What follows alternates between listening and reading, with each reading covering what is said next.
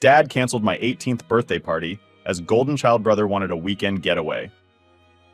So a couple of weeks ago, I was all set for my 18th birthday. I'd been looking forward to it for months. I mean, 18 is a big deal, right? I had this whole plan with my friends. Hang out, maybe go to the movies, grab some dinner, nothing too crazy. It was supposed to be simple but fun. Plus, my dad, Will, had agreed to pay for everything, which was nice because, well, I don't have much money of my own yet. But of course, my little brother Matt had to ruin everything. Matt's 15, and to be real, he's my dad's favorite. It's not even a secret at this point. He's been Dad's golden boy ever since our mom, Sharon, passed away from cancer a couple of years ago.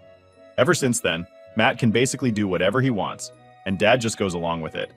Meanwhile, I'm the one who's just expected to deal with it. So, the day before my birthday, everything's fine.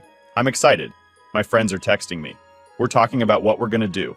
And then Matt comes into the room throwing one of his classic tantrums. Turns out he didn't make the school football team. Honestly, it's not a shocker. Matt's not great at sports. He likes to think he is, but he's kind of lazy and has zero team spirit. Still, he takes it like it's the end of the world. He's all worked up, saying he needs to get away for the weekend to clear his head. I'm sitting there like, wait, what? I mean, it's my birthday. My birthday. I've been planning this for months and now he wants to just disappear? I'm thinking there's no way Dad's gonna let this happen, right? Wrong. Dad, being Dad, listens to Matt whine for maybe 5 minutes before saying, sure, we can go up to the cabin. The cabin. God, I hate that place. It's this little thing my dad's friend owns, way out in the woods, and every time Matt throws one of his fits, they head there to fish and chill. Matt loves fishing. Him and Dad both, actually, but I don't. I've never been a fan of the woods or anything outdoorsy, to be honest. I get why they go, but why did they have to pick this weekend? Of all weekends, it had to be the one when I turn 18. So I try to speak up. I'm like, wait, what about my birthday? We had plans. I'm thinking maybe Dad just forgot. Maybe he'll realize what's going on and be like, oh yeah, your birthday. We can do both. But nope. Matt starts saying how he really needs this trip and how he's had such a rough week. And Dad just eats it up. And that's when I kind of snap. I tell them both that there's no way I'm staying home by myself on my birthday while they go on some stupid fishing trip. Like, this happens all the time. Ever since Mom died, they've been running off to the cabin, leaving me at home to deal with everything by myself. And usually, I don't mind staying home alone. It's kind of nice, to be honest. But on my birthday? No. Just no. But Matt, being the selfish little brat that he is, says he doesn't want me to come. He straight up tells Dad that if I'm there, it'll ruin his trip because he doesn't want to deal with me. And somehow Dad agrees with him. It's like I'm invisible to him or something. He doesn't even bother to ask me if I want to come. He just takes Matt's side and that's it. End of discussion. At this point, I'm fuming. I tell Dad that if he doesn't let me have my birthday plans, I'll just invite my friends over anyway. I mean, what's the worst that could happen? But Dad gives me this whole speech about how if I do that, he'll cut me off from my college fund. And I'm supposed to start college in a few months, so I can't risk that. It's not like I have any other way to pay for it. So I'm stuck.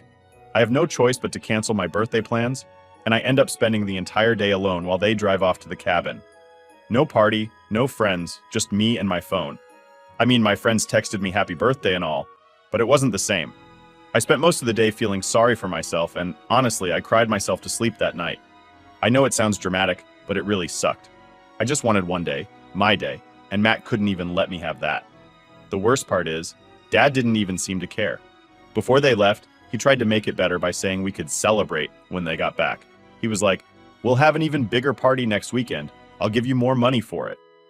But the thing is, I didn't want more money or a bigger party. I just wanted to spend my actual birthday with my friends, like a normal person. But of course, that was too much to ask. By the end of the day, I was just tired. Tired of always being the one left behind. Tired of Matt always getting his way. Tired of Dad acting like my feelings didn't matter. And the thing is, this wasn't the first time something like this had happened. It's been going on ever since Mom passed. Whenever Matt wants something, he gets it. Whenever I need something, it's like, oh, you'll be fine. You're older, you can handle it. But being older doesn't mean I don't need anything. It doesn't mean I don't want to be treated like I matter. I get that Matt's younger and he's more like Dad. He's into sports and fishing and all that. But that doesn't mean I'm just irrelevant. But that's how it feels sometimes. Like I'm just this extra person in their lives who they can forget about when it's convenient for them. And I know it sounds petty, but I couldn't help thinking about how different things were when Mom was still here. She was the one who kept things balanced. She didn't let Matt get away with everything, and she made sure I was included. But now, without her, it's like everything's changed. And I get it. Dad's probably still grieving in his own way. But it feels like he's using that as an excuse to just focus on Matt and ignore me. That night, lying in bed, I couldn't stop thinking about it. I kept going over all the times Dad had put Matt first and all the times I'd been pushed aside, and it just made me angry. Not just at Dad and Matt, but at myself too. I kept thinking, why do I let this happen? Why don't I stand up for myself more? But then I remember why. Because whenever I do, Dad threatens to take something away, like my college fund, and I can't afford to lose that. So yeah, that's how I ended up spending my 18th birthday. Alone, angry, and wondering if things will ever change. Spoiler, they probably won't. So, after my depressing birthday and everything, I wake up the next morning still feeling like crap. You know, that kind of feeling where you just don't want to get out of bed because everything feels pointless? Yeah, that. But then, out of nowhere, the doorbell rings. And it's early. Like, way too early for anyone to be visiting, especially since Dad and Matt are gone, and I hadn't invited anyone over. I almost didn't answer it. I was still half asleep, and honestly, I didn't expect it to be anyone important. But the doorbell kept ringing like whoever was out there wasn't about to leave anytime soon.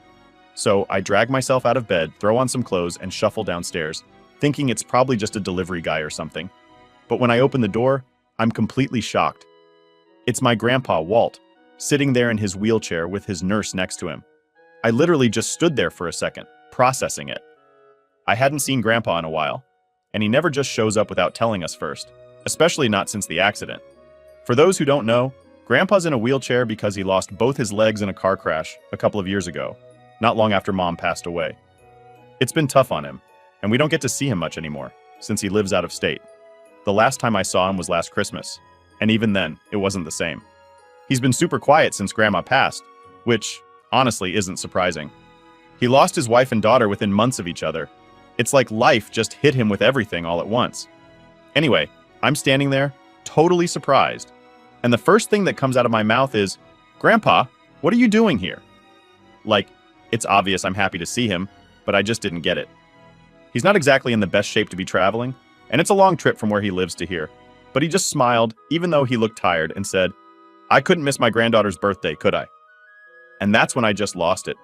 I started crying, like, really crying, right there at the door. I'm not even sure why it hit me so hard. Maybe it was the fact that Grandpa had come all the way here just for me, when Dad and Matt couldn't even be bothered to stay. Or maybe it was because it was the first time in a long time that I actually felt like someone cared about me. Like, really cared. I don't know, it was just overwhelming. Grandpa looked a little worried when I started crying, probably because he didn't expect that reaction, but he wheeled himself inside and told me to sit down. His nurse, who was super nice by the way, helped him get settled, and then she quietly stepped out to give us some space. I sat down on the couch trying to pull myself together, and Grandpa was like, "Tell me what's going on." At first, I didn't want to. I mean, I've always been the type to keep stuff to myself, especially when it comes to family drama. But something about the way Grandpa asked made me feel like I could finally open up. So, I told him everything. About the canceled birthday, about how Dad and Matt treat me, about how things have been since Mom passed. I just laid it all out there. And you know what? Grandpa listened. He didn't interrupt. He didn't try to make excuses for Dad or Matt. He just let me talk. And when I was done, he didn't say anything for a minute. He just kind of sat there, thinking. I could see he was upset though. He wasn't the type to get angry easily, but I could tell this was really bothering him. Finally, he looked at me and said, "You shouldn't have to put up with that." Simple as that. I don't know why, but hearing those words felt like a weight lifting off my shoulders. It's like I'd been telling myself for so long that this was just the way things were, that I had to deal with it. But hearing Grandpa say it, it made me realize that no, I didn't have to just accept it. Then Grandpa did something I didn't expect at all. He told me, "Why don't you come live with me for a while?" At first, I didn't know if he was serious. Like, I've always loved Grandpa, but moving in with him, that's a big step. But he was serious. He said that since I was about to start college soon, and my school was closer to his place than here, it would make sense for me to stay with him. Plus, he said he didn't like the idea of me being alone here with Dad and Matt treating me like this. I couldn't believe it. I mean, yeah, I'd thought about leaving before, but I never actually had a real option, you know? And now here was Grandpa giving me the chance to get out. It felt like I could breathe for the first time in a long time. We talked about it for a while, and the more we talked, the more it made sense. I'd have more space to focus on school, I wouldn't have to deal with the constant favoritism, and most importantly, I'd be with someone who actually cared about me. So I agreed. I was going to move in with Grandpa. But here's the kicker. Wait, not supposed to use that word, scratch that. He wasn't leaving until Dad got home. "I've got a few things to say to your father," he told me. And honestly, that made me kind of nervous. I've never seen Grandpa confront anyone before, especially not Dad. But I guess there's a first time for everything. That whole day, we just hung out. Grandpa asked me more about school, what my plans were for college, and stuff like that. It felt so normal, like the kind of conversation I should have been having with Dad but never did.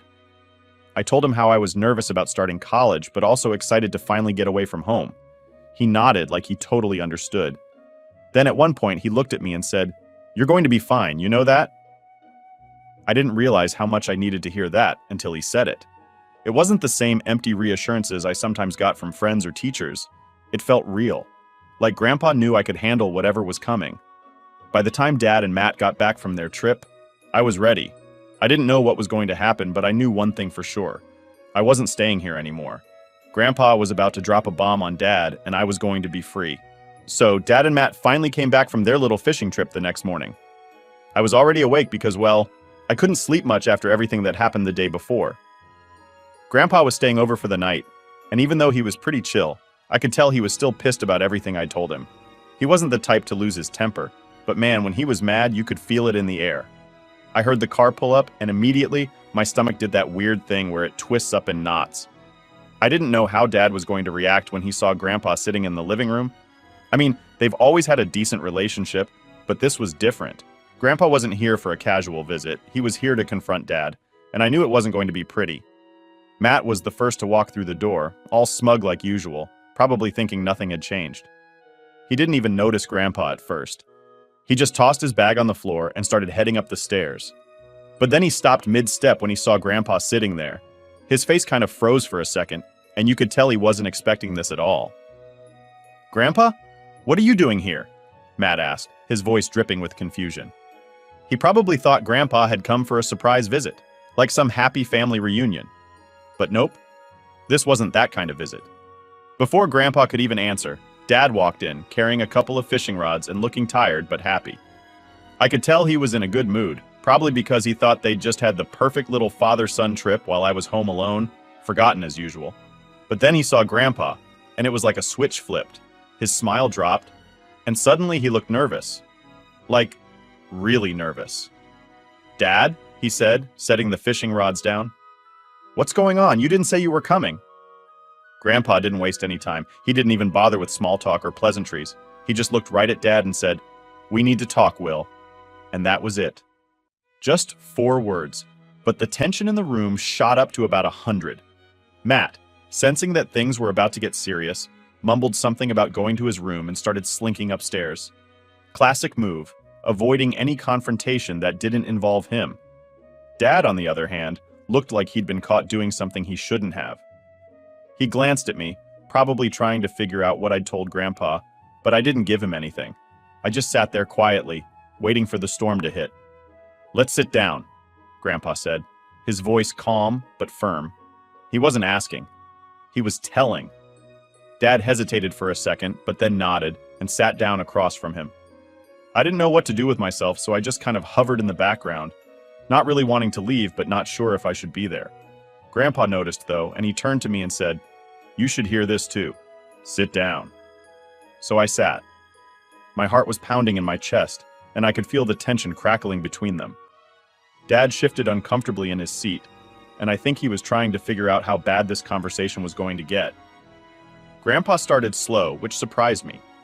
He didn't immediately jump into an attack, even though I knew he was mad. He began by talking about Mom. He talked about how much he missed her and how losing her was the hardest thing he's ever gone through. I could see Dad getting more and more uncomfortable because, let's be real, he probably didn't want to talk about Mom at all. But then, Grandpa shifted gears. "I'm here because I've been hearing things about how you've been treating your daughter," he said, his voice dropping into that serious tone that makes people sit up straight and pay attention. Dad didn't say anything at first. He just stared at Grandpa, like he couldn't believe what he was hearing. After a long pause, he finally managed to stammer out, "What do you mean?" Grandpa didn't hold back after that. He laid everything out. The favoritism toward Matt, the constant neglect, how I'd been left alone on my birthday. All of it. Every word he said felt like a hammer coming down on Dad. And honestly, it was kind of satisfying to see someone finally call him out on all the crap he's pulled over the years. Dad tried to defend himself at first. He started with, "It's not like that," and "She's old enough to handle things on her own." But Grandpa wasn't having any of it. Every excuse Dad made, Grandpa shot down. He wasn't yelling or anything, but he didn't need to. His words were cutting enough. Then Grandpa dropped the big one. "You're treating her like she doesn't matter," he said, his voice sharp. "Your daughter just turned 18, and you couldn't even be bothered to stay home for her birthday. You chose to take Matt fishing instead." Dad's face turned red. I could tell he was embarrassed, maybe even ashamed, but he still didn't apologize. Instead, he tried to shift the blame. "Matt's going through a lot right now," he said. "He needed this. It's been tough for him." "Has it ever occurred to you that it's been tough for her too?" Grandpa shot back, pointing at me. "She lost her mother too, Will. But you're acting like she's fine just because she doesn't throw tantrums like Matt." That hit home. I could see it in Dad's eyes. He knew Grandpa was right. But instead of apologizing or admitting he was wrong, Dad just sat there, staring at the floor like a kid who'd been caught doing something bad. And then Grandpa said something that surprised both of us. "I'm taking her with me," he said. "She's going to live with me until she starts college. She doesn't need to stay in a house where she's not treated like family." Dad looked up, shocked. "You can't just take her," he said, his voice shaky. "This is her home." "No, it's not," Grandpa said, his voice cold. "Not anymore." I was sitting there, feeling a mix of emotions, relief, fear, excitement. It was all hitting me at once. I wanted to go with Grandpa. I wanted out of this house, away from the constant favoritism and neglect. But part of me was scared too. What if leaving just made things worse? What if Dad never wanted to see me again after this? But then Grandpa turned to me and said, "You deserve better than this. You're coming with me, and we'll figure the rest out." And that was it. Dad didn't fight anymore. He just sat there, staring at the floor, not saying a word. I think he realized that he had no right to argue. I think deep down, he knew he'd screwed up, but he was too stubborn to admit it. So I packed my things. Grandpa and I left the house that afternoon, and as we drove away, I looked back one last time. I didn't see Dad or Matt waving goodbye. They didn't even come to the door. For the first time in a long time, I felt like I was finally doing something for me. So after that intense confrontation with Dad, I packed up my stuff and Grandpa and I left the house. We didn't talk much on the drive. I think we were both processing what had just gone down. I mean, it wasn't every day that you basically just left your life behind. I kept thinking about how everything happened so fast.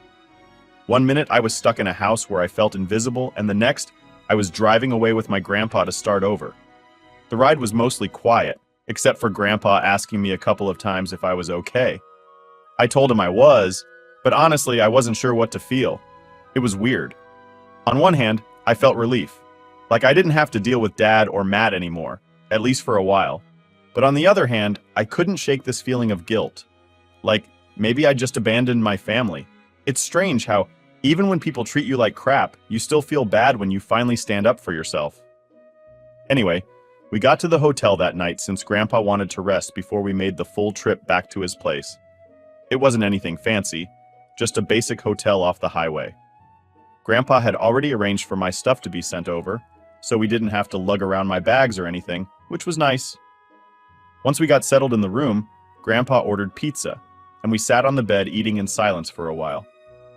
I kept expecting him to bring up what had happened earlier, maybe ask me how I was feeling about the whole thing, but he didn't. He was just there, calm and quiet, which I guess was his way of letting me take it all in without pushing me. Eventually, after I finished my slice, I started talking. I don't even know why, it just kind of came out. I told him how weird it felt to leave, how part of me felt like I should have stayed or at least tried to fix things with Dad. I mean, he's still my dad, right? Shouldn't I be trying to make it work?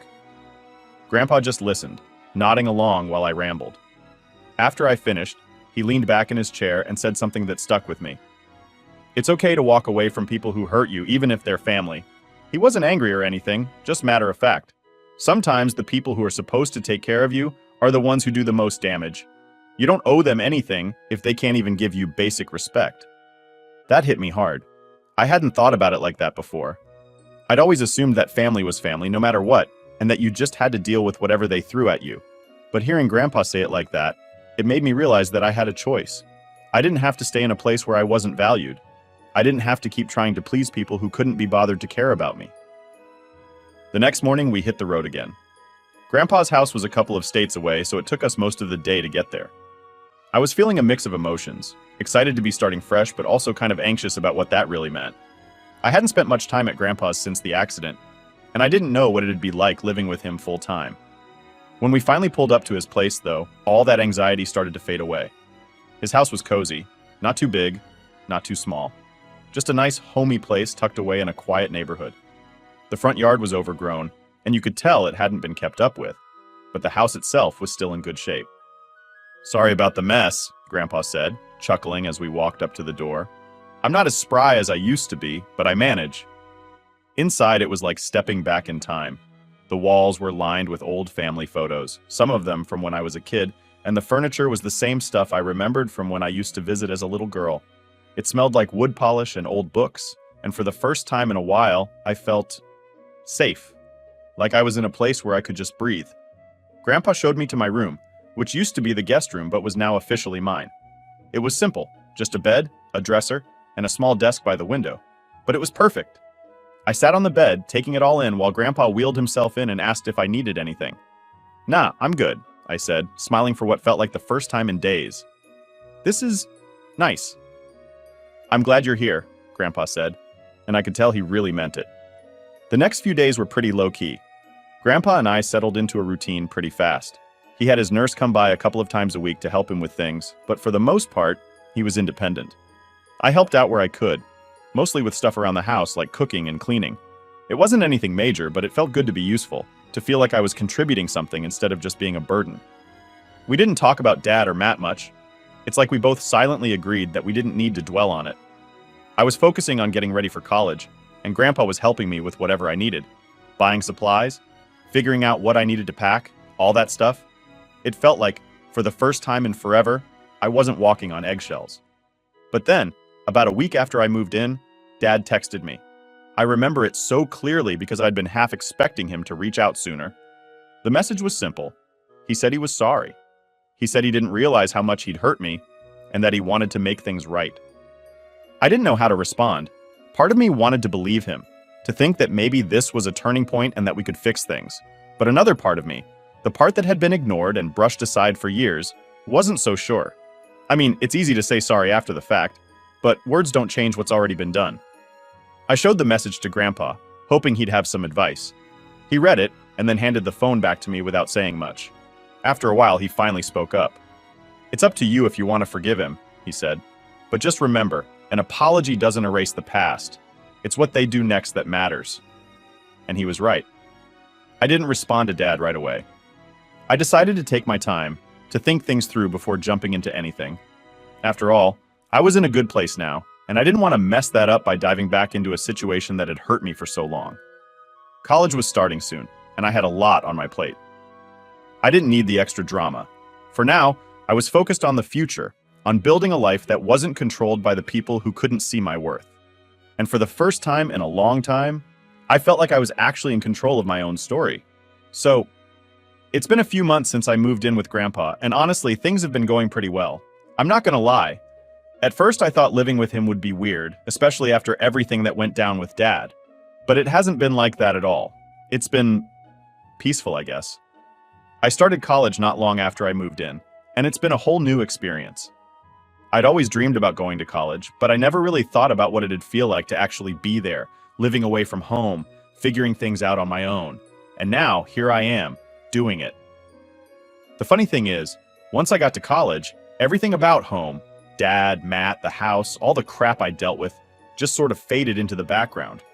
It's like I finally had the space to just be, to think about myself for a change, instead of constantly worrying about what Dad or Matt needed, or what I wasn't getting from them. I know it sounds cheesy, but it was like this weight had been lifted off my shoulders. I've made some friends too, which, to be real, I wasn't expecting to happen so fast. I'm not exactly a social butterfly, and I figured it'd take me a while to meet people. But the second week, I met this girl, Kayla, who's in a couple of my classes. She's super chill, and we just kind of clicked. Before I knew it, I had a little group, Kayla, and then a couple of other people from our dorm. It's nothing like high school, where everyone was in these cliques. College is different. People just hang out because they get along, not because they feel like they have to. Anyway, classes have been going well. A little more intense than I expected, but I'm managing. Grandpa's been a big help with keeping me grounded. He calls me a couple of times a week to check in, and whenever I go back to his place on weekends, he's always there, ready to listen if I need to vent about anything. It's been nice, having that stability. I never realized how much I needed it until I got it, but of course, life isn't all perfect. About a month into school, Dad texted me again. It was a pretty long message this time. He said he missed me, that the house felt empty without me, and that he was sorry for everything that happened before I left. He kept going on about how he wanted to fix things, how he knew he'd been wrong, and how he was ready to make it up to me. Part of me wanted to believe him. I really did. I mean, I missed my dad too. Or at least, I missed the idea of having a dad who cared. But I also couldn't forget all the years of feeling like I didn't matter, like I was always second place to Matt. I'd been burned too many times to just jump back into things with him like nothing had happened. I didn't respond right away. I showed the message to Grandpa again, and he just nodded, like he knew this was coming. "It's up to you, but don't feel rushed," he said, in that calm, steady way he always talks. "You've got time to figure out what you want." And that's the thing. This time I felt like I did have time. I didn't need to rush back into a relationship with Dad just because he said sorry. For once, I could take my time and decide what was best for me. A couple more weeks went by, and I still didn't respond. I thought about it, sure, but every time I went to type something, I stopped. It just didn't feel right yet. I wasn't ready to go back to that. Not when I was finally starting to feel like my own person. But then, something happened that really shook me up. One weekend, I was back at Grandpa's, and we were just sitting in the living room watching TV when his phone rang. He answered it, and I could tell right away that something was wrong by the way his face changed. He didn't say much, just nodded and gave a few short answers before hanging up. "What's going on?" I asked, already feeling that pit forming in my stomach. Grandpa sighed, rubbing his face like he was trying to find the right words. "It's your dad," he said finally. "He had a heart attack." I just sat there, stunned. I didn't know what to say. I mean, yeah, Dad wasn't young, but he wasn't old either. A heart attack? It felt unreal. "He's in the hospital now," Grandpa continued. "The doctors think he'll be okay, but it was serious." I didn't even know how to react. Part of me felt this rush of panic, like I needed to drop everything and go see him. But another part of me, the part that had been holding on to all that anger and hurt, wasn't sure if I could. I hadn't talked to him since he texted me weeks ago, and now this? It felt like the universe was throwing me some kind of messed up test. Grandpa didn't pressure me. He just gave me space to process it. He said we could go visit Dad if I wanted to, or we could wait and see how things went. I appreciated that. He wasn't trying to force me into doing anything I wasn't ready for. That night, I lay awake for hours, thinking about everything. Thinking about all the times Dad had made me feel invisible. All the times he chose Matt over me, all the hurt I'd carried with me for so long. But then I thought about the good times too. There were moments when Dad had been there for me, moments when it felt like we had a real connection, even if they were few and far between. By the next morning, I knew what I had to do. I wasn't going to pretend like everything was fine between us, but I also couldn't just ignore the fact that he was my dad. So I told Grandpa that I wanted to go see him, at least to hear him out. I wasn't making any promises, but I needed to see for myself what was going on. When we got to the hospital, it was weird seeing Dad like that. He looked tired, weak, vulnerable, in a way I'd never seen him before. I guess that's what a heart attack does to you. It knocks you down a peg. He didn't say much at first, just looked at me with this expression that I couldn't quite read. But after a while, he finally spoke. "I'm glad you came," he said, his voice raspy. I nodded, not really sure what to say. It wasn't exactly a happy reunion. We both had a lot of baggage between us, and it was going to take more than a hospital visit to fix that. "I know I've been a crappy dad," he continued after a long pause. "I don't expect you to forgive me right away, but I want to try. I want to be better." I could hear the sincerity in his voice, and for the first time in a long time, I felt like maybe, just maybe, he meant it. I didn't know what the future held for us, But as I sat there, holding my dad's hand, I realized that maybe it was time to start letting go of some of that anger. Not for him, but for me. Because if there's one thing I've learned through all this, it's that holding on to pain doesn't make you stronger. It just keeps you stuck in the past, and I was ready to move forward.